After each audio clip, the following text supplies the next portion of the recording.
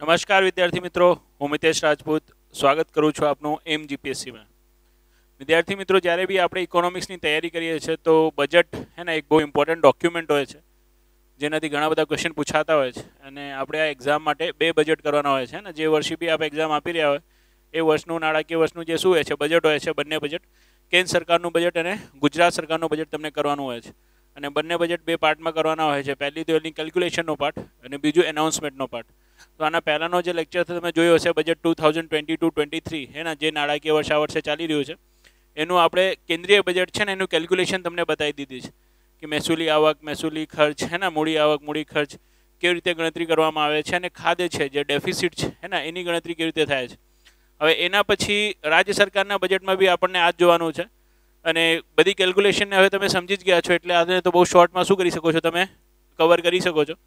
જેમ કે આપણે જાણીએ છીએ ભાઈ કેન્દ્ર સરકારનો બજેટ કેટલા લાખ કરોડ રૂપિયાનો બજેટ છે,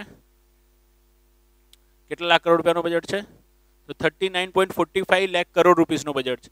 તો એ જે તમને કોઈ કહે કે ભાઈ ગુજરાત સરકારનો બજેટ 2022-23નો ગુજરાત સરકારનો બજેટ છે કેટલા લાખ કરોડનો બજેટ છે, તો અહીંયા આપ જોઈ શકો છો 2,41,101 કરોડ રૂપિયાનો બજેટ છે। કેટલા કરોડ રૂપિયાનો બજેટ છે તો 2,41,101 કરોડ રૂપિયાનો બજેટ છે, રાઈટ।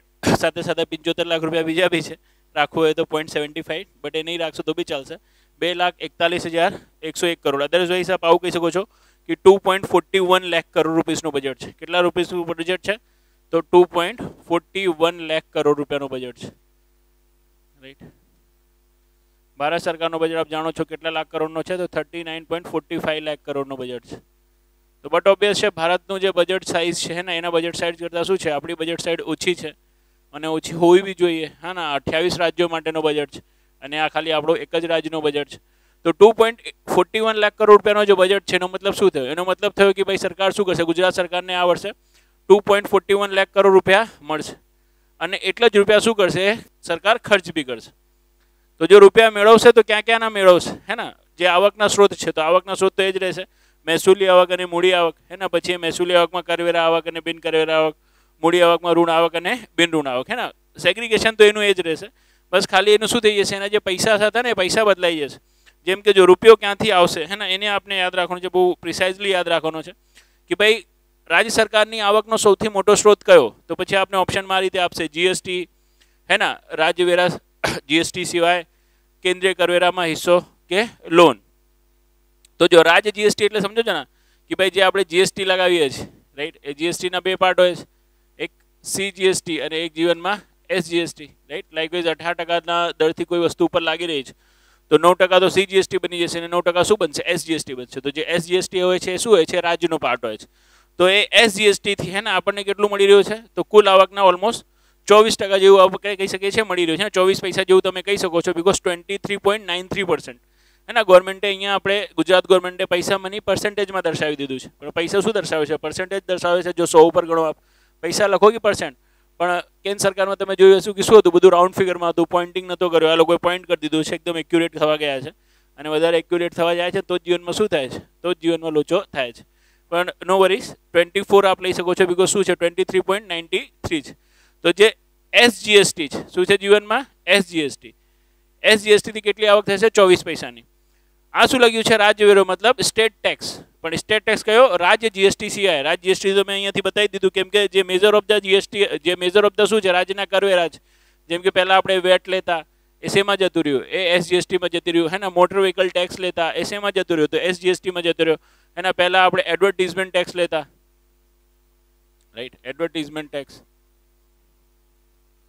એ બી શેમાં જતું રહ્યું તો એ બી એસજીએસટીમાં જતો રહ્યો હે ને। પહેલાં આપણે એન્ટરટેનમેન્ટ ટેક્સ લેતા તો એન્ટરટેનમેન્ટ ટેક્સ બી શેમાં જતો રહ્યો તો એન્ટરટેનમેન્ટ ટેક્સ હે ને, જે મૂવી સુવીઝ ઉપર લગાવતા હતા આપણે એ બી શેમાં જતો રહ્યો એ બી એસજીએસટીમાં જતો રહ્યો। એની સાથે સાથે આપણે પહેલાં શું લેતા તો પહેલાં આપણે એન્ટ્રી ટેક્સ લેતા તો એન્ટ્રી ટેક્સ બી ક્યાં જતો રહ્યો તો એન્ટ્રી ટેક્સ બી એસજીએસટીમાં જતો રહ્યો। તો બધા જે પરોક્ષ કરવેરા હતા રાજ્ય સરકારના એને એક કરીને રાજ્ય સરકારે શું બનાવી દીધું એસજીએસટી બનાવી દીધું છે। તો બટ ઓબ્વિયસ છે એસજીએસટીની જે આવક હશે એ શું હશે વધારે જ હશે। તો એસજીએસટી શું છે એક કરવેરો છે, એક જ પરોક્ષ કરવેરો છે, પણ એક પરોક્ષ કરવેરામાં શું કરી દીધું છે આપણે ઘણા બધા પરોક્ષ કરવેરાની જગ્યાએ એક જ કરવેરો કરી દીધું છે। તો એના કારણે શું છે કરવેરાની જે આવક છે વધારે છે, પણ હજી બી શું નથી હજી બી દરેક પરોક્ષ કરવેરા રાજ્યના જીએસટીમાં સામેલ નથી અને જીએસટીનું જે લેક્ચર છે એમાં આપણે બહુ વિસ્તૃત રીતે તમને સમજાવ્યો છે કે જીએસટીમાં કયા કયા કરવેરા ગયા છે અને જીવનમાં કયા કયા કરવેરા જીએસટીથી બહાર છે અને ટેક્સેશન સિસ્ટમમાં જઈને તમે જોજો તો તમને ખ્યાલ આવી જશે. તો ત્યારે આપણે ખ્યાલ આવશે કે ભાઈ આપણે બતાવ્યું છે કે ભાઈ રાજ્યના જે કરવેરા છે, કરવેરામાં આપણે શું કીધું કે જે મેટ છે, મોટર વ્હીકલ ટેક્સ છે, એડવર્ટીઝમેન્ટ છે હે ને, એન્ટરટેનમેન્ટ ટેક્સ છે, એન્ટ્રી ટેક્સ છે, એ બધું તો સરકારે શું કરી દીધું, એસજીએસટીમાં નાખી દીધું. પણ હજી બી શું ભરી રહ્યા છો તમે? હજી બી જે વીજળી વેરો છે, વીજળી વેરો ભરી રહ્યા છો, રાઈટ. ઇલેક્ટ્રિસિટી ડ્યુટી, એના પછી પેટ્રોલ,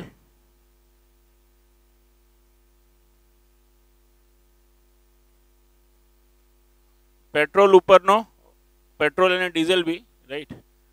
પેટ્રોલ અને ડીઝલ એના ઉપર જીએસટી નહીં, આપને ખબર છે ને. તો જીએસટી નથી એનો મતલબ એ નહીં કોઈ કોર નહીં. પેટ્રોલ અને ડીઝલ ઉપરનો શું છે, જે વેચાણ વેરો છે એ ભરી રહ્યા છો, હે ને. બેઝિકલી આપણે અહીંયા રાજ્યનો ટેક્સ જોઈ રહ્યા છે એટલા માટે ખાલી વેચાણ વેરો. અદરવાઇઝ પેટ્રોલ અને ડીઝલ હે ને, જ્યારે ક્રૂડ ઓઇલથી શું બને છે, રિફાઇનરી દ્વારા પેટ્રોલ અને ડીઝલ સેગ્રિગેટ કરવામાં આવે છે ને, ત્યારે એના ઉપર એક્સાઇઝ ડ્યુટી લાગવામાં આવે છે. એ એક્સાઇઝ ડ્યુટી કેન્દ્ર સરકારની હોય છે. પછી એ પેટ્રોલ ડીઝલ જ્યારે શું થાય છે, પેટ્રોલ પંપ ઉપર જાય છે અને વેચાય છે, તો એના ઉપર શું લાગે છે, સેલ્સ ટેક્સ લાગે છે, વેચાણ વેરો લાગે છે, જે રાજ્ય સરકારનો હોય છે. તો પેટ્રોલ અને ડીઝલ પર બંનેના કરવેરા છે, કેન્દ્ર સરકારના બી છે અને રાજ્ય સરકારના બી છે. અને એ જ કારણ છે કે શું થઈ રહ્યું છે, એ જ કારણ છે કે ભાઈ જે પેટ્રોલ અને ડીઝલ છે વધારે મોંઘું થઈ રહ્યું છે, કેમ કે બંને શું કરે છે, બહુ વધારે દરથી પોતાના કરવેરાઓ લગાવે છે. અને એ જ કારણ છે કે અલગ અલગ રાજ્યોમાં પેટ્રોલ અને ડીઝલની કિંમત શું છે, અલગ અલગ છે.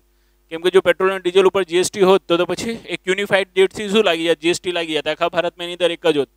પણ અત્યારે શું થઈ રહ્યું છે કે એક્સાઇઝ ડ્યુટી તો ચલો આખા ભારત માટે કેન્દ્ર સરકાર એક રાખે છે, પણ દરેક રાજ્યો શું કરે છે, જે વેચાણ વેરો લગાવે છે પેટ્રોલ અને ડીઝલ ઉપર, એ અલગ અલગ દરથી લગાવે છે. તો લાઈક કોઈ સમજો કે પેટ્રોલની કિંમત હોય 70 રૂપિયા. હવે કેન્દ્ર સરકાર શું કરે, કેન્દ્ર સરકાર જીવનમાં 10% એક્સાઇઝ ડ્યુટી લગાવે, 10% એક્સાઇઝ ડ્યુટી લગાવે તો 7 રૂપિયા પ્લસ થઈ જાય અને કેટલા થઈ જાય, 77 રૂપિયા. પછી હવે 77 રૂપિયા લીટર ઉપર શું કરશે, જે ગુજરાત સરકાર છે ને, ગુજરાત સરકાર સેલ્સ ટેક્સ લગાવશે, જેને આપ વેટના નામે બી ઓળખો છો, રાઈટ. તો જે સેલ્સ ટેક્સ બી જો તમે 10% લગાવો તો 77 રૂપિયાના 10% શું થયા, 7 રૂપિયા 70 પૈસા થાય કે નહીં. તો આ 7 રૂપિયા 70 પૈસા બીજા પ્લસ થઈને કેટલા થઈ જશે, તો 7 રૂપિયા 70 પૈસા બીજા પ્લસ થઈને થઈ જશે 84.70 રૂપીસ. આ રીતે.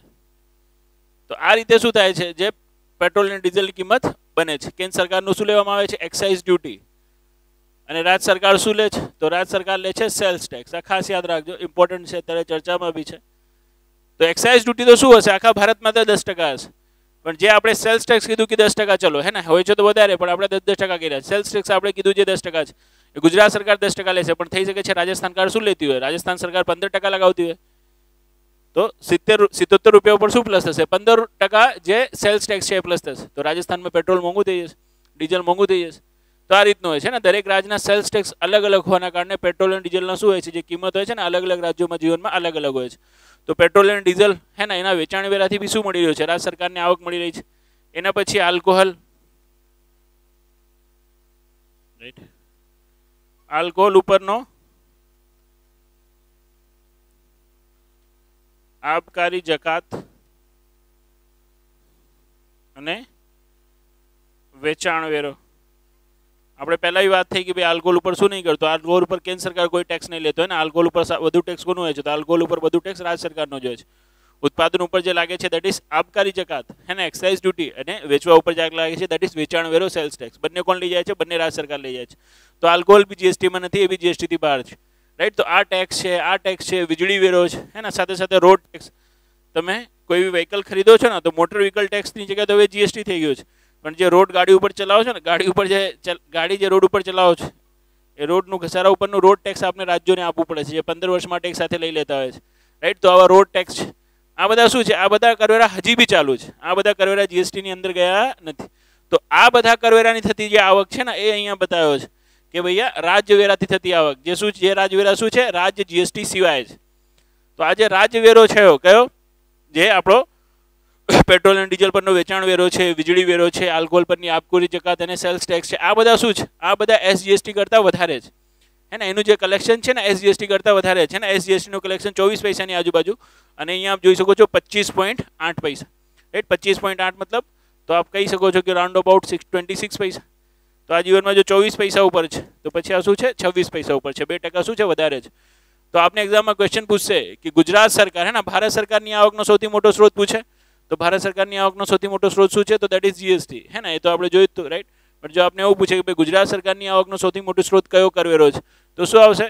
રાજ જીએસટી સિવાયના રાજ્યવેરા, રાઈટ. જીએસટી સિવાય જે એસજીએસટી સિવાયના જે રાજ્યવેરાઓ છે જેની આપણે વાત કરી ને, જે જીએસટીમાં સામેલ નથી, જેમ કે વીજળી વેરો છે, પેટ્રોલ અને ડીઝલ પરનો વેચાણ વેરો છે, હે ને, આલ્કોહોલ પરની આબકારી જકાત અને વેચાણ વેરો છે, રોડ ટેક્સ, એ બધાની આવક શું થાય છે? એસજીએસટી કરતાં વધારે થઈ જાય છે. ખાસ યાદ રાખજો, ક્રમ યાદ રાખજો. આ ફર્સ્ટ નંબર ઉપર અને આ જીવનમાં શું છે? આ છે જીવનમાં સેકન્ડ નંબર ઉપર, રાઈટ. એના પછી જો જ્યારે કેન્દ્રીય આપણે શું કરાવી રહ્યા હતા, બજેટ ચલાવી રહ્યા હતા, તો બજેટમાં મેં તમને કીધું હતું કે ભાઈ શું હોય છે, જેટલું બી કરવેરો કેન્દ્ર સરકાર કરેક્ટ લઈને લઈ જાય છે, હે ને, જે કેન્દ્રીય કરવેરા આપણે કહેતા હતા, જેમાં ઇન્કમ ટેક્સ છે, કોર્પોરેટ ટેક્સ છે, કેપિટલ ગેઇન ટેક્સ છે, રાઈટ, એ બધા ટેક્સેસ શું થઈ જાય છે? ભલે કેન્દ્ર સરકાર કરેક્ટ લઈને લઈ જાય છે, પણ એનું અમુક ભાગ શું કરવું પડે છે? રાજ્યોને પાછું આપવું પડે છે. કોની ભલામણથી? તો 15માં નાણાં પંચ, મતલબ નાણાં પંચના ભલામણથી. અત્યારે 15માં નાણાં પંચની રિપોર્ટ લાગુ છે, એટલા માટે આપણે શું કર્યા છે? 15મું નાણાં પંચ કર્યા છે. તો નાણાં પંચના ભલામણથી શું કરવું પડે છે? આપણને રાજ્યોને પાછું આપવું પડે છે. અને 15માં નાણાં પંચે શું કીધું છે? કેન્દ્રીય કરવેરાના કેટલા ટકા રાજ્યોને પાછું આપો? તો કેન્દ્રીય કરવેરાના રાજ્યોને 41% પાછું આપો, હે ને, 41% પાછું આપી દો. અને 1% કોને આપો? જમ્મુ કાશ્મીરને આપો. 14માં નાણાં પંચે 42% કીધું હતું, અમને 41% કીધું છે, કેમ કે ત્યારે જમ્મુ કાશ્મીર શું હતું? એક રાજ્ય હતો. હવે રાજ્ય તો છે નહીં. એના માટે શું કર્યું છે? એમને 1% અલગથી આપવાનું કીધું છે. તો અલ્ટિમેટલી થઈ તો 42% જ જશે, રાઈટ. તો જે 41% રાજ્યોને પાછું આપવાનું છે, તો એ શું થઈ જશે? એ થઈ જશે રાજ્યનો કરવેરામાં હિસ્સો. હવે એ રાજ્યના કરવેરામાં હિસ્સો, રાઈટ, જે 41% બની રહ્યો છે રાજ્યોને, કે ભાઈ કેન્દ્ર સરકારને જો 100 કરોડ રૂપિયા મળ્યા કેન્દ્રીય કરવેરા તહત, હે ને, જેમ કે કેન્દ્રીય કરવેરામાં કોર્પોરેશન ટેક્સ છે, રાઈટ, ઇન્કમ ટેક્સ છે, કેપિટલ ગેઇન ટેક્સ છે, વ્યાજ કર છે, સાથે સાથે સીજીએસટી છે. આનાથી સમજો કેન્દ્ર સરકારને શું મળ્યું? 100 કરોડ રૂપિયા મળ્યો. તો 100 કરોડ રૂપિયાના 41% કેટલા થયા? તો 100 કરોડ રૂપિયાના 41% થયા 41 કરોડ રૂપિયા. તો 41 કરોડ રૂપિયા રાજ્યોને પાછું આપવું પડશે. કેટલા રાજ્યોને પાછું આપવું પડશે? તો ભાઈ અત્યારે કેટલા રાજ્યો છે? તો 28. તો આ રીતે ફોર્મ્યુલા નહીં બને કે 41 કરોડ 28 રાજ્યોને આપવાનું છે, તો એક રાજ્ય માટે કેટલું? તો 41 / 28. એવું છે નહીં. નાણાં પંચની શું હોય છે? નાણાં પંચની ફોર્મ્યુલા હોય છે કે નહીં, કે ભાઈ એ રાજ્યની વસ્તીના આધારે, એ રાજ્યના ક્ષેત્રફળના આધારે, એ રાજ્યના વન વિસ્તારના આધારે, એ રાજ્યના ટેક્સ એફર્ટના આધારે, ડેમોગ્રાફિક પરફોર્મન્સના આધારે અમે શું કરીશું? જે આ હિસ્સો બની રહ્યો છે રાજ્યનો હિસ્સો ડિસાઇડ કરીશું. એ આખી ફોર્મ્યુલા આપણે તમને જે સ્ટેટિક પોર્શન છે ઇકોનોમિક્સનું મેં બતાવી છે. તો એ જ ફોર્મ્યુલાના આધારે જ્યારે ગુજરાત માટે ગણતરી થાય છે, તો ગુજરાતને કેન્દ્રીય કરવેરામાંથી હિસ્સા તરીકે, રાઈટ, ટોટલ જે આવક મળે છે, એ આવક ગુજરાત સરકારની કુલ આવકના કેટલા ટકા છે? તો એ આવક ગુજરાત સરકારની આવકના કુલ ટકાના ઓલમોસ્ટ 12% છે ને, જોઈ રહ્યા છો આપ, 11.78%. તો થર્ડ નંબર ઉપર શું આવી જશે? થર્ડ નંબર આવી જશે કેન્દ્રીય કરવેરામાં હિસ્સો, હે ને. એના પછી જો ફોર્થ નંબર ઉપર જશો, સોરી, એ શું આવશે? જીવનમાં ફોર્થ નંબર ઉપર આવશે. જો આપ થર્ડ નંબર ઉપર જશો, તો થર્ડ નંબર ઉપર શું છે? આ ઋણની આવક થઈ જાય છે. જાહેર દેવું, ઋણ મતલબ શું છે જીવનમાં?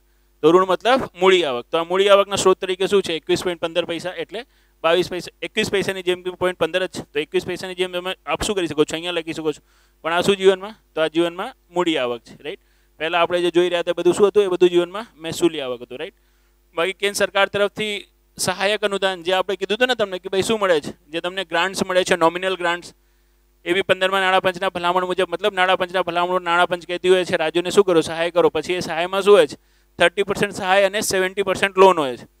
પણ વિશેષ રાજ્યનો દરજ્જો ધરાવતો રાજ્ય હોય તેના માટે શું હોય છે? 90% સહાય અને 10% લોન હોય છે, જે આપણે વિશેષ રાજ્યના દરજ્જાના લેક્ચરમાં જોયો છે, રાઈટ. તો આ જે છે, રાઈટ, એ જ જે તમારી નોમિનલ ગ્રાન્ટ છે, હે ને, જે શું કરી રહી છે? કેન્દ્ર સરકાર તમને સહાય કરી રહી છે. કેન્દ્રીય કરવેરામાં જે હિસ્સો આપી રહી છે, તો આ છે. જે સહાય કરી રહી છે શું છે? આ છે, રાઈટ. તો આટલા જ સ્ત્રોત આપ યાદ રાખશો ને, તો બી આપનું કામ શું થઈ જશે? આપનું કામ થઈ જશે, રાઈટ. જેમ કે આપણે મહેસૂલી આવક છે, તો મહેસૂલી આવકમાં મેં તમને કીધું ને, બે પ્રકાર, કરવેરા આવક અને બિન કરવેરા આવક. તો કરવેરાથી જે આવક થઈ, આ સાથે સાથે બિન કરવેરા આવકથી આવક થઈ, એ શું છે? તો એ આ રહી કરવેરા સિવાયની આવક. દેખાય છે કે નહીં? 7.37 પૈસા. તો જો આપણે એક શું કરીએ, રાજ્યની આવકનો ઉતરતો ક્રમ ડિસાઇડ કરીએ કે કયા સ્ત્રોતમાંથી રાજ્યને શું થઈ રહી છે? સૌથી વધારે આવક થઈ રહી છે. તો સૌથી વધારે આવક શું થઈ રહી છે? રાજવેરો, જીએસટી સિવાય. આ પહેલા નંબર ઉપર આવશે, હે ને, નામ જ યાદ રાખવાનું છે. બીજા નંબર ઉપર શું આવશે? બીજા નંબર ઉપર આવશે રાજ્ય જીએસટી, મતલબ એસજીએસટી. સેકન્ડ નંબર ઉપર આપ જોઈ શકો છો, આપ 25.8 છે, તો આપ અહીંયા 26 લઈ શકો છો. અહીંયા 23.93 છે, તો અહીંયા આપ શું લઈ શકો છો? 24 લઈ શકો છો, રાઈટ. પછી થર્ડ નંબર ઉપર શું આવશે? તો થર્ડ નંબર ઉપર આવશે જાહેર દેવું, હે ને, ઋણ લઈને જે આવે છે ગુજરાત સરકાર, રાઈટ. જાહેર દેવું એ કેટલા %? તો 21 પૈસા આ લઈ શકો છો. ફોર્થ નંબર શું આવી જશે? તો ફોર્થ નંબર આવી જશે કેન્દ્રીય કરવેરામાં હિસ્સો. શું આવી જશે? કેન્દ્રીય કરવેરામાં હિસ્સો, રાઈટ.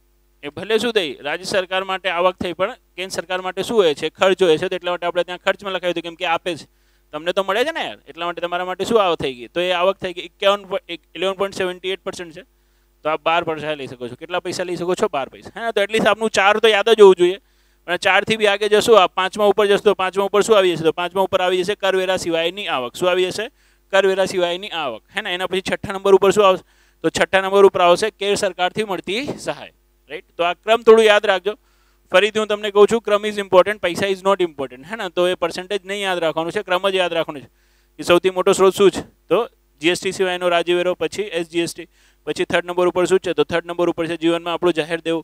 ફોર્થ નંબર ઉપર શું છે? તો ફોર્થ નંબર ઉપર છે કે ભાઈ કેન્દ્રીય કરવેરામાંથી મળતી સહાય. અને 5મા નંબર ઉપર શું છે? તો બિનકરવેરા આવક, રાઈટ. કરવેરા સિવાય આવક, જેને આપણે બિનકરવેરા આવક કહીએ છીએ. છઠ્ઠા નંબર ઉપર શું છે? તો કેન્દ્ર સરકારથી થતી સહાય, રાઈટ. તો આ જે છે ને એ આપણી શું છે આપણી આવક. શું છે? જીવનમાં આવક, રાઈટ. કોનાથી કેટલા લાખ કરોડ રૂપિયા થાય છે જો જોવું હોય તો અહીંયા જોઈ શકો છો, પણ જોઈને કરશો, રાઈટ. પર્સન્ટેજ તો આપણે જીવનમાં નીચે આવેલું છે ને. આ લાખ કરોડમાં તમે ગણી નહીં શકો, અને ગણીને તમે જોશો તો આન્સર તો શું બનવાનો છે? એટલું જ બનવાનું છે કે ભાઈ ટોટલ આવક એટલી થશે.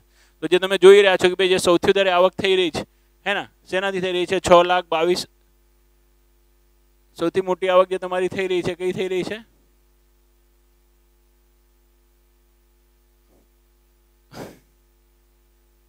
સત્તર, 15, 97, 62. તો આ થઈ રહી છે ને. તો આ થઈ રહી છે. તો આ છે ફોર્થ નંબર વાળી. તો ફોર્થ નંબર વાળી આ રહી ને તમારી રાજ્ય વેરા સિવાયનું જીએસટી, જે તમે જોઈ જ રહ્યા છો શું છે? સૌથી વધારે છે આ ફર્સ્ટ નંબર ઉપર. પછી આ શું હશે? આ હશે જીવનમાં સેકન્ડ નંબર ઉપર, હે. નંબરિંગ આપણે અહીંયા કરી દઈએ. તો જો આ થઈ ગયું આપણું ફર્સ્ટ, રાઈટ. આ થઈ ગયું આપણું સેકન્ડ. પછી જાહેર દેવું થઈ ગયું આપણો થર્ડ, હે ને. પછી ફોર્થ શું થશે? તો ફોર્થ થશે આપણો જીવનમાં કરવેરા સિવાયની આવક, કે ભાઈ રાજ્ય, સોરી, આ 11%ની આગળ. આ થઈ ગયું ફોર્થ, આ થઈ ગયો ફાઇવ્થ, આ થઈ ગયું આપણું સિક્સ્થ, રાઈટ. આ રીતનું છે. કયા રીતનું છે? તો જીવનમાં આ રીતનું છે, રાઈટ. તો આ રીતનું જીવનમાં શું રાખજો? આ રીતનું જીવનમાં યાદ રાખજો, જે મેં તમને સમજાવી બી દીધું છે કેવી રીતે થઈ રહ્યો છે, રાઈટ. તો આ રીતે પૈસા આવશે. હવે જો પૈસા આવે છે તો પૈસા ખર્ચ બી થાય છે ને. આપને પૂછે કે ભાઈ ગુજરાત સરકારની આવકનો સૌથી મોટો સ્ત્રોત કયો? તો જીએસટી સિવાયનો રાજ્ય વેરો. પણ ગુજરાત સરકારના ખર્ચનો સૌથી મોટો સ્ત્રોત કયો? હે ને. ખર્ચ સૌથી વધારે ક્યાં કરી રહી છે? તો ખર્ચ છે. તો બેઝિકલી ખર્ચમાં આપણે પહેલા થઈ જે બજેટના લેક્ચરમાં આપણે તમને કીધું હતું કે ભાઈ કેન્દ્ર સરકારે તો શું કર્યું? 2017ના બજેટથી ખર્ચને વિકાસલક્ષી ખર્ચ અને બિન વિકાસલક્ષી ખર્ચ તરીકે બતાવવાનું છોડી દીધું, હે ને. પહેલા લોકો બી શું કરતા હતા? ખર્ચને વિકાસલક્ષી ખર્ચ અને બિન વિકાસલક્ષી ખર્ચ તરીકે બતાવતા હતા. અને બિન વિકાસલક્ષી ખર્ચમાં કયા કયા ખર્ચાઓ સામેલ થાય છે?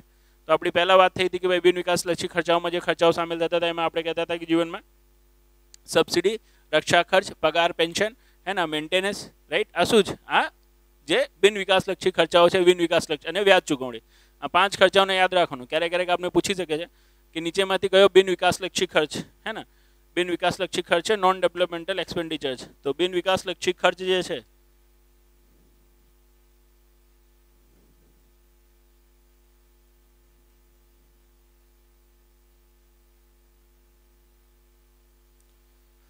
રાઈટ. બિન વિકાસલક્ષી ખર્ચમાં સબસિડી,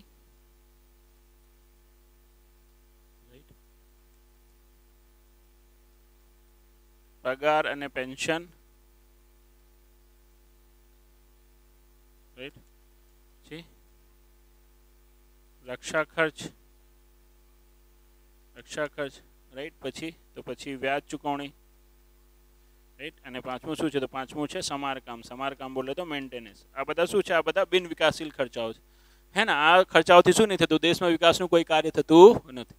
એ રીતે આવા ખર્ચાને લોકો બિન વિકાસલક્ષી ખર્ચાઓ કહે છે. રોડ બનાવવાનું ખર્ચ છે ને, ડેમ બનાવવાનું ખર્ચ, જેનાથી શું થાય છે? દેશના વિકાસના કાર્યો થાય છે, ઇન્વેસ્ટમેન્ટ થાય છે, રાઈટ. એ બધાને લોકો શું કહે છે? લોકો વિકાસલક્ષી ખર્ચાઓ કહે છે. પણ મોદી સરકારનું કોન્સેપ્ટ મેં તમને બતાવ્યું કે ભાઈ કોઈ બી ખર્ચ શું નથી વિકાસલક્ષી કે બિન વિકાસલક્ષી નથી, બધા દેશ માટે જરૂરી છે. એનું રીઝન બી બતાવ્યું કેમ આ રીતે સેગ્રીગેટ કરે છે. પણ એ કેન્દ્ર સરકારે ચેન્જ કર્યું, હે ને, રીઝન બતાવીને. રાજ્ય સરકારો નહીં ચેન્જ કર્યું. રાજ્ય સરકાર તો હજી બી શું કરી રહ્યા છે? પોતાના ખર્ચને વિકાસલક્ષી ખર્ચાઓ અને બિન વિકાસલક્ષી ખર્ચાઓ તરીકે દર્શાવી રહ્યા છે. અને જ્યારે આ રીતે દર્શાવશે તો ખર્ચનો મોટો સ્ત્રોત કયો બતાવશે? વિકાસલક્ષી ખર્ચ કે બિન વિકાસલક્ષી ખર્ચ?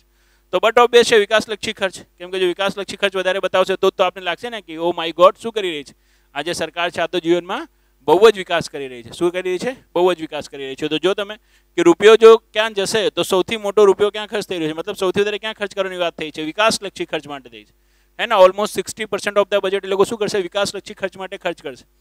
એના પછી બિન વિકાસલક્ષી ખર્ચ માટે બાકીની રકમ ખલાસ થશે 40%. હવે એ 40% જે બિન વિકાસલક્ષી ખર્ચ છે એમાં બી શું છે? એમાં બી આપ જોશો તો બિન વિકાસલક્ષી ખર્ચમાં જાહેર દેવું, લોન અને પેશીગીઓ, હે ને. જેમ કે મેં તમને પહેલા બી કીધું કે ભાઈ શું કરો છો, તમે વ્યાજ ચૂકવણી છે શું કરો છો? બિન વિકાસલક્ષી ખર્ચમાં ગણો છો. તે બધાને છોડી દો તો બાકી બધું જે બિન વિકાસલક્ષી ખર્ચ છે ને એમાં શું થશે? 31 પૈસા જેવું ખર્ચ થઈ જશે, રાઈટ. જાહેર દેવાની ચૂકવણી માટે શું થશે? 9.13 પૈસા ખર્ચ થશે, રાઈટ. લોન્સ અને પેશગી તરીકે શું થશે? તો 0.61 પૈસા ખર્ચ થશે, રાઈટ. મતલબ આટલું એ લોકો લોન તરીકે આપશે બી. અને જે સબસિડી છે, સબસિડી આપતા રાઈટ કેટલા ખર્ચ થશે? તો 0.23 પૈસા ખર્ચ થશે. બટ આ જે ખર્ચ છે ને આ ખર્ચ તમને નહીં પૂછે. કયો ખર્ચ નહીં પૂછે? આ ખર્ચ નહીં પૂછે. બસ ખાલી અહીંયા આટલું આપ એક્સપ્લિકેશન લાગી શકો છો કે ઓલમોસ્ટ 60-40 ના રેશિયોમાં છે. ગુજરાત સરકારના બજેટમાં 60% શું છે? વિકાસલક્ષી ખર્ચાઓ બતાવ્યા છે અને શું બતાવ્યા છે? 40% બિન વિકાસલક્ષી ખર્ચ બતાવ્યા છે, રાઈટ. જે યાદ રાખવાનું છે ને કે સૌથી મોટો કયો સૌથી નાનો કયો, અહીંયાથી યાદ રાખવાનો છે. આ સાઈડથી આમાંથી પૂછાશે કે નીચેમાંથી કયા વિભાગ રાઈટ દ્વારા શું કરવામાં આવ્યું છે, કે ગુજરાત સરકાર દ્વારા નીચેમાંથી કયા ક્ષેત્ર માટે સૌથી વધારે ખર્ચ કરવામાં આવ્યો છે, આ રીતે પૂછશે. તો જો સૌથી વધારે ખર્ચની આપણે વાત કરીએ ને તો સૌથી વધારે ખર્ચ ક્યાં થયો છે? તો સૌથી વધારે ખર્ચ થયો છે શિક્ષણ, રમતગમત, કલા અને સંસ્કૃતિ. આ સેક્ટર માટે શું કરશે? જે સરકાર છે સરકાર સૌથી વધારે ખર્ચ કરશે, હે ને. જોઈ જ રહ્યા છો આપ કેટલા કરોડ રૂપિયા છે? તો 30,536 કરોડ રૂપિયા છે. અને જો આપ પર્સન્ટેજ વાઇઝ જશો તો પર્સન્ટેજ વાઇઝ કેટલું થાય છે? તો 21.36% થાય છે. તો જે વિકાસલક્ષી ખર્ચાઓ છે, વિકાસલક્ષી ખર્ચાઓમાં સૌથી વધારે આપણે જે ખર્ચ કરીશું ક્યાં કરીશું? તો શિક્ષણ, રમતગમત અને કલા સંસ્કૃતિમાં. ખાસ આપને શું કરવાનું છે? ખાસ આપને જીવનમાં યાદ રાખવાનું છે. ફર્સ્ટ નંબર ઉપર આ છે, રાઈટ. શિક્ષણ, રમતગમત અને કલા સંસ્કૃતિ. એના પછી સેકન્ડ નંબર ઉપર તો જો આ 21% છે તો 21% થી નીચે તમે આવશો સીધું તો અહીંયા તમને મળશે 17.76%. તો બીજા નંબર ઉપર જે સૌથી વધારે ખર્ચ છે શું છે? તો કૃષિ, સિંચાઈ અને ગ્રામ વિકાસ. શું છે? કૃષિ, સિંચાઈ અને ગ્રામ વિકાસ. આ સેકન્ડ નંબર ઉપર આવશે. શું આવશે આ જીવનમાં? આ સેકન્ડ નંબર ઉપર આવશે. અહીંયાથી આવશો આપ તો થર્ડ નંબર ઉપર શું આવશે? તો થર્ડ નંબર ઉપર આવી જશે ઉર્જા, ઉદ્યોગ અને ખનિજ, રાઈટ. ઉર્જા નહીં, અહીંયા 15.08 છે ને અહીંયા 15.43 છે. તો પાણી પુરવઠો, સ્વચ્છતા, આવાસન અને શહેરી વિકાસ, રાઈટ. આ રહ્યો થર્ડ નંબર. અને ઉર્જાવાળો શું થઈ જશે? ઉર્જાવાળો થઈ જશે ફોર્થ નંબર. બસ આ 4 સુધી યાદ રાખશો તો બી શું થઈ જશે? તો બી આપનું કામ થઈ જશે કે નીચેમાંથી, હે ને, ગુજરાત સરકાર દ્વારા બજેટ 2022-23 નીચેમાંથી કયા ક્ષેત્ર માટે સૌથી વધારે ખર્ચ કરવાનો લક્ષ્યાંક મૂકવામાં આવ્યો છે? તો સૌથી વધારે ખર્ચ કરવાનો લક્ષ્યાંક ક્યાં મૂકવામાં આવ્યો છે? તો જીવનમાં મૂકવામાં આવ્યો છે શિક્ષણ, રમતગમત અને કલા સંસ્કૃતિમાં.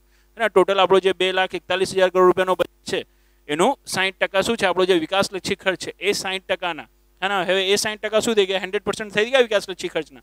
તો એ વિકાસલક્ષી ખર્ચના શું થઈ જશે? ઓલમોસ્ટ 21% તો શિક્ષણ, રમતગમત અને કલા સંસ્કૃતિ ઉપર જ ખલાસ થશે. અને જે ટોટલ આપણું 2,41,000 કરોડ છે એનું 60% કેટલું થશે? તો લગભગ 1,42,926 કરોડ થશે. જે બધા વિકાસલક્ષી ખર્ચ તરીકે શું કરવામાં આવશે? ખર્ચ કરવામાં આવશે. અને એ ખર્ચાઓમાં સૌથી વધારે ખર્ચ આપણે શેના ઉપર કરીશું?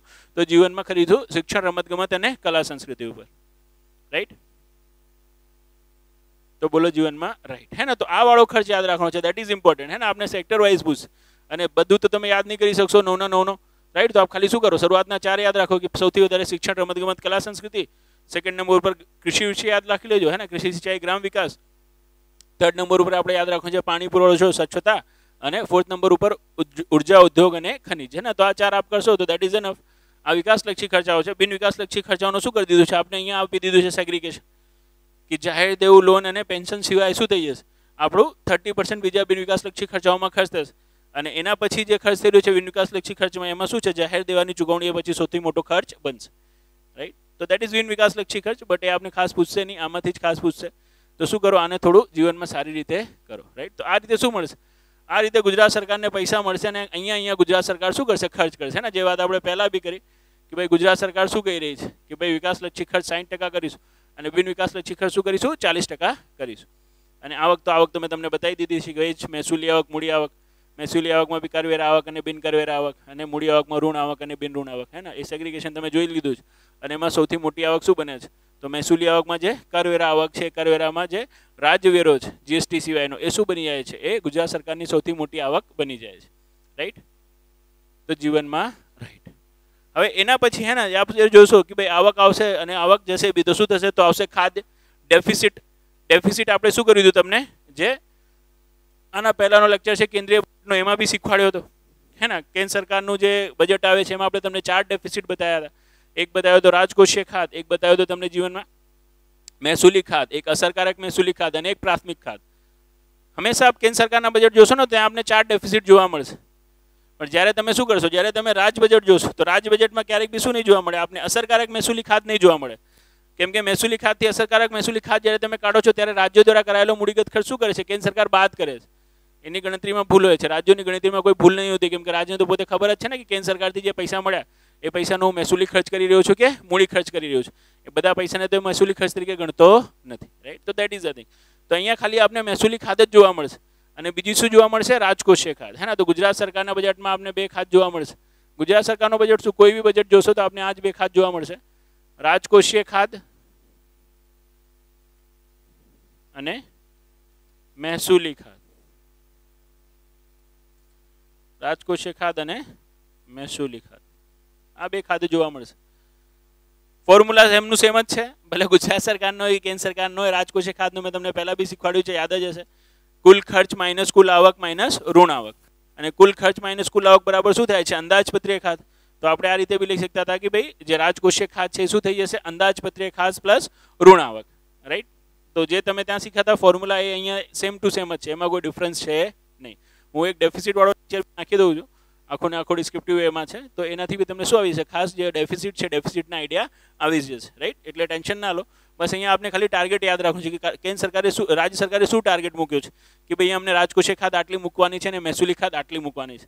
તો જો બેઝિકલી જ્યારે આપણે વાત કરીએ ને મહેસૂલી ખાતની, તો આ વર્ષે રાઈટ શું નથી, આ વર્ષે જીવનમાં ગુજરાત સરકારની મહેસૂલી ખાત નથી, મહેસૂલી પુરાંત છે. લગભગ 1000 કરોડ રૂપિયાની શું આવશે, મહેસૂલી પુરાંત આવશે. ઓલમોસ્ટ આપણું શું આવી રહ્યું, મહેસૂલી પુરાંત જ આવી રહ્યું દર વર્ષે. બટ લાસ્ટ ટાઈમ 2020-21માં શું થયો હતો, ડ્યુ ટુ કોરોના પેન્ડેમિક હે ને, મહેસૂલી ખર્ચ બહુ વધારે હતો અને મહેસૂલી આવક ઓછી હતી, એના કારણે મહેસૂલી ખાત આવી હતી. જો 22,000 કરોડની મહેસૂલી ખાત આવી હતી. નહીં તો જો એના પહેલાં બી 2019-20માં બી શું હતો, આપણો મહેસૂલી પુરાંતવાળો જ બજેટ હતો હે ને. ગુજરાત સરકારના બજેટમાં મહેસૂલી પુરાંત છે, કેમ કે ગુજરાત સરકાર શું નથી કરતી, મહેસૂલી ખર્ચાઓ વધારે કરતી નથી હે ને. મહેસૂલી આવક વધારે છે, ટેક્सेस આટલા બધા છે. તમે વિચાર કરો કે SGST હે ને, એના કલેક્શનની સિવાય બીજા શું છે, બીજા જે રાજવેરાઓ છે એનાથી બી શું થઈ રહ્યું છે, કુલ આવકનો ઓલમોસ્ટ શું આવી રહ્યું છે, 24% આવી રહ્યું છે. બીકોઝ અહીંયા ઉદ્યોગોની શું છે, એક્ટિવિટીઝ બહુ વધારે છે. તો અહીંયા ટેક્સ કલેક્શન બહુ વધારે છે અને ટેક્સ કલેક્શન જે છે બધું સેમ આવે છે. રેવન્યુ ઇન્કમમાં મહેસૂલી આવક તો મહેસૂલી આવક વધારે છે, પણ મહેસૂલી ખર્ચ શું છે આપણું ઓછું છે. તો આપણું મહેસૂલી પુરાંત થતું હોય છે. પણ ડ્યુ ટુ કોરોના પેન્ડેમિક ઘણી બધી આપણે સહાય કરવી પડી અને એ બધું સહાય સબસિડીમાં શું થાય છે, મહેસૂલી ખર્ચમાં જ ગણાય છે. તો એ વર્ષે આપણું મહેસૂલી ખર્ચ વધી ગયું અને સાથે સાથે ઉદ્યોગો બંધ રહ્યા તો ટેક્સ કલેક્શન થયું નહીં. તો આવક ઘટી, મહેસૂલી આવક અને મહેસૂલી ખર્ચ વધી ગયું.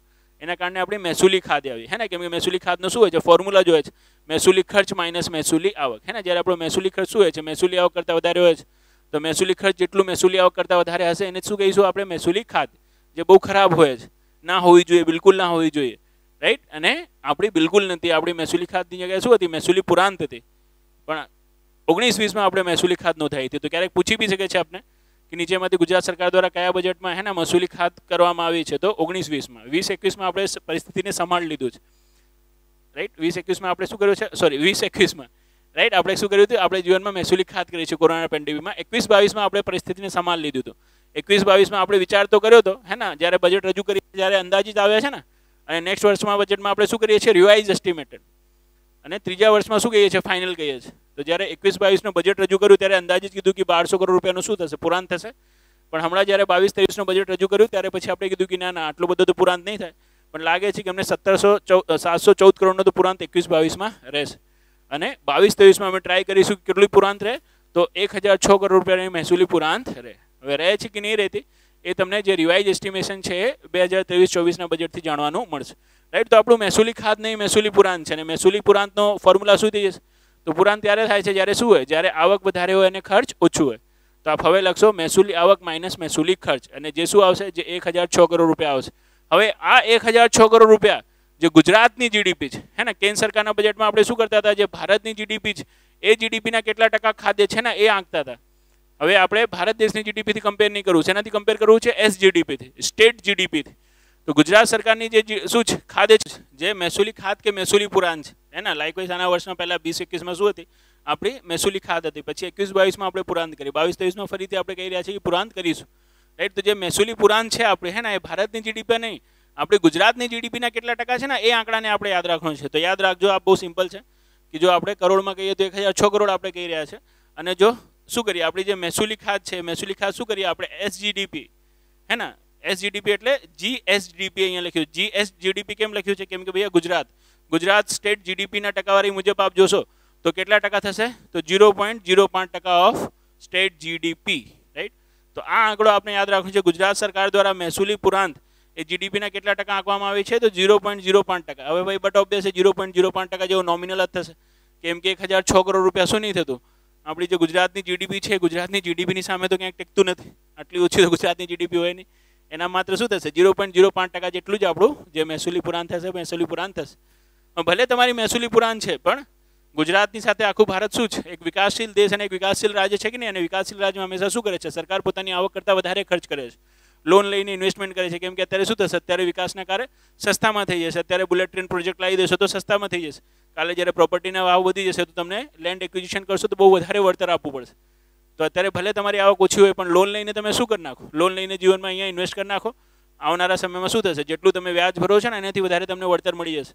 તો આ કોન્સેપ્ટ હેઠળ શું ચાલી રહ્યું છે? ગુજરાત સરકાર ચાલી રહ્યું છે, અને એના કારણે શું કર્યું છે? પોતાની આવક કરતાં વધારે ખર્ચ કરી રહ્યું છે, અને પોતાની આવક કરતાં વધારે ખર્ચ કરશો તો શું થશે? તો રાજકોષીય ખાત થશે. એ રાજકોષીય ખાત જે આપણે ફોર્મ્યુલામાં શું લખતા હતા? કુલ ખર્ચ માઇનસ કુલ આવક માઇનસ ઋણ આવક, હે ને. અને કુલ ખર્ચ માઇનસ કુલ આવક બરાબર અંદાજપત્રીય ખાત, અને આ માઇનસ જ્યારે અંદર થતું હતું તો આપણે એને ઋણ આવક થતું, રાઈટ. એ માઇનસમાં હતું એ પ્લસ થઈ જતું હતું, તો આપણે અંદાજપત્રીય ખાત પ્લસ ઋણ આવક બની જતું હતું, હે ને. જેમ કે રાજકોષીય ખાત છે,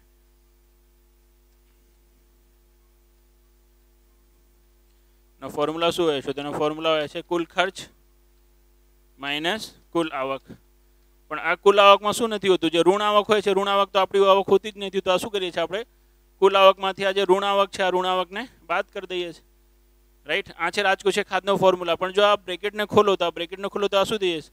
કુલ ખર્ચ માઇનસ કુલ આવક, અને માઇનસ માઇનસ શું થઈ જશે? તો માઇનસ માઇનસ થઈ જશે પ્લસ, દેટ ઇઝ પ્લસ ઋણ આવક. આ તો આપણું શું થઈ ગયું? કુલ ખર્ચ માઇનસ કુલ આવક તો બરાબર શું થઈ ગયું? આ તો અંદાજપત્રીય ખાત થઈ ગયું કે નહીં? તો આ થઈ ગયું અંદાજપત્રીય ખાત, આ થઈ ગયું અંદાજપત્રીય ખાત પ્લસ ઋણ આવક. આ રીતનું હોય છે. કઈ રીતનું હોય છે? આ રીતનું હોય છે. અંદાજપત્રીય ખાત તો 0 જ હોય છે, તો જે ઋણ આવક હોય છે એ જ રાજકોષીય ખાત બને છે. તો ગુજરાત સરકારની જે રાજકોષીય ખાત છે કેટલી છે? ભારત સરકારની તો આપણે જોઈ જ લીધી હતી ને, કેન્દ્રીય બજેટમાં. આના પહેલાના લેક્ચરમાં બતાવ્યું હતું આપણે. હવે ભારત સરકારની જગ્યાએ આપણે ગુજરાત સરકારની જોઈ રહ્યા છે. તો જીડીપીની જગ્યાએ શું જોઈશું? જીએસજીડીપી, હે ને, ગુજરાત સ્ટેટ જીડીપી. તો ગુજરાત સ્ટેટ જીડીપીના હિસાબે, હે ને, જે આપણી રાજકોષીય ખાત છે, એ રાજકોષીય ખાત, જેને અહીંયા રાજવિત્તીય ખાત લખ્યું છે, રાઈટ, એ જીડીપીના કેટલા ટકા છે? તો 1.64% છે. કેટલા ટકા છે? 1.64%. તો ખાસ યાદ રાખજો, મહેસૂલી ખાતની જગ્યાએ મહેસૂલી પુરાંત છે, ને મહેસૂલી પુરાંત કેટલી છે ગુજરાત સરકારની? 0.05% ઓફ એસજીડીપી. અને જે રાજકોષીય ખાત છે, રાજકોષીય ખાત એસજીડીપીના કેટલા ટકા છે? તો 1.64, રાઈટ, 1.64%. આ પર્સન્ટેજમાં છે જીડીપીના. જો તમને કરોડ્સમાં જાણવું હોય તો અહીંયા પુરાંત હતી એટલે પ્લસમાં છે 1006 કરોડ. પણ જો આપણે શું જાણવું હોય, રાજવિત્તીય ખાત જાણવું હોય તો માઇનસમાં આવશે. કેમ? કેમ કે ભૈયા શું છે? આપણું આટલું નુકસાની છે, આપણું આવક શું છે? જે ખર્ચ છે ખર્ચ કરતાં આટલું ઓછું છે. કેટલું ઓછું છે? આટલું 36,113 કરોડ. તો 36,113 કરોડ, રાઈટ. આ શું છે? આપણી રાજકોષીય ખાત, જે ગુજરાતની જીડીપીને કેટલા ટકા થાય છે? તો 1.64 થાય છે. કેટલા થાય છે? 1.64% થાય છે, રાઈટ. તો આ રીતે તમને શું કરવાનું છે? જે રાજકોષીય ખાત અને મહેસૂલી પુરાંતના આંકડા ગુજરાત માટેના છે, ગુજરાત માટેના આંકડાઓને આપણે યાદ રાખવાનું છે. અને આ જે કેલ્ક્યુલેશન છે ને, આ કેલ્ક્યુલેશનમાં આપણે આટલું જ યાદ રાખવાનું છે, બીજું કાંઈ યાદ રાખવાનું છે નહીં, હે ને. જેમ કે આખું મહેસૂલી વિકાસલક્ષી બિનલક્ષી કરીને આપ જોશો તો જે સમઅપ છે, રાઈટ, અહીંયા આપેલો છે, બટ એ આપણે અંદર બતાવી જ દીધું છે, રાઈટ. બીજું કાંઈ એમાં કરવાની જરૂર છે નહીં, એટલા માટે કોઈ ટેન્શન લો નહીં, રાઈટ. આવક જોઈ લેવાનું છે, ખર્ચ જોઈ લેવાનું છે, મહેસૂલી પુરાંત જોઈ લેવાનું છે, અને રાજકોષીય ખાત જોઈ લેવાનું છે. તેમને બતાવી દીધી. આવકનો સૌથી મોટો સ્ત્રોત તો જીએસટી સિવાયનો રાજવેરો, ખર્ચનો સૌથી મોટો ક્ષેત્ર રમતગમત, કલા, સંસ્કૃતિ, રાઈટ. અને જ્યારે આપણે મહેસૂલી વાત કરીશું તો મહેસૂલી પુરાંત 0.05, હે ને. અને જ્યારે વાત કરીશું રાજકોષીય ખાતની તો રાજકોષીય ખાત કેટલો છે? 1.6% ઓફ જીડીપી. મહેસૂલી પુરાંત જો યાદ રાખ્યું હોય તો આંકડામાં યાદ રાખી લેજો, રાઈટ, 1006 કરોડ, है ને, અને આખું જે બજેટ સાઇડ છે, બજેટ સાઇડ બી યાદ રાખવું તો યાદ રાખજો 2.41 લાખ કરોડનો શું છે, 2.41 લાખ કરોડનો બજેટ છે. તો આ થયું ગુજરાત સરકારના બજેટના કેલ્ક્યુલેશન. ભારત સરકારના બજેટનું બી કેલ્ક્યુલેશન પતી ગયું છે, ગુજરાત સરકારના બજેટનું બી કેલ્ક્યુલેશન પતી ગયું છે.